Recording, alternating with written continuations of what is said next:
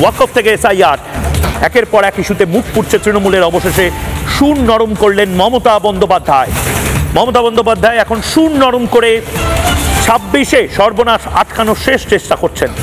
26-এ সর্বনাশ আসন্ন জেনে এবার কেন্দ্রের সঙ্গে সুসম্পর্কের বার্তা দিচ্ছেন মমতা বন্দ্যোপাধ্যায়।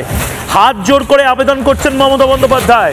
মমতা বন্দ্যোপাধ্যায় বুঝতে পারছেন কেন্দ্র যদি ডেডলাইন এক্সটেন্ড না করে, মমতা বন্দ্যোপাধ্যায় বুঝতে পারছেন এসআইআর নিয়ে কেন্দ্র যদি নিজেদের অবস্থান স্পষ্ট না করে, নির্বাচন কমিশন যদি কিছু না কিছু রিল্যাক্সেশন না দেখায়, তৃণমূল কংগ্রেসের ভোট ব্যাংক শেষ।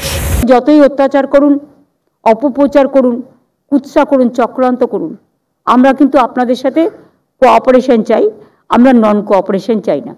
আশা করি এটুকু আপনারা শুনতে পাচ্ছেন।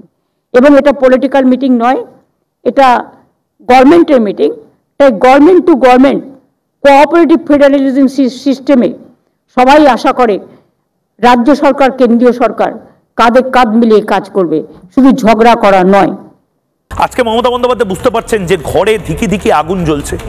এই যে 3 থেকে 4 দিনের পেছনের ফান্ডাটা কি, আমাদের কাছে সূত্রের খবর 3 থেকে 4 দিন মাত্র সময়। আজকে 2 তারিখ, 3, 4, 5 3 দিন সময়। 3 দিন সময় মানে এই 72-70 ঘন্টার মতন সময়। এই 70 ঘন্টার মধ্যে গোটা বাংলার সমস্ত ওয়াকফ সম্পত্তি নথিভুক্ত করতে হবে, সেগুলোর অ্যাপ্রুভাল নিতে হবে, কনফার্ম করতে হবে, স্ট্যাম্পিং করতে হবে, এই সমস্ত কিছু। এসআইআর এর সঙ্গে সঙ্গে যদি না করা হয়, ওয়াকফ সম্পত্তিগুলোর হিসেব থাকবে না। গোটা কেন্দ্রীয় সরকার বলে দেবে গোটা দেশ করে নিয়েছে, পশ্চিমবঙ্গে কেন হবে না ভাই? কেরালাতে হয়েছে, কেরালা তো বাম সরকার আছে, কেরালাতে হয়েছে, তামিলনাড়ুতে হয়েছে।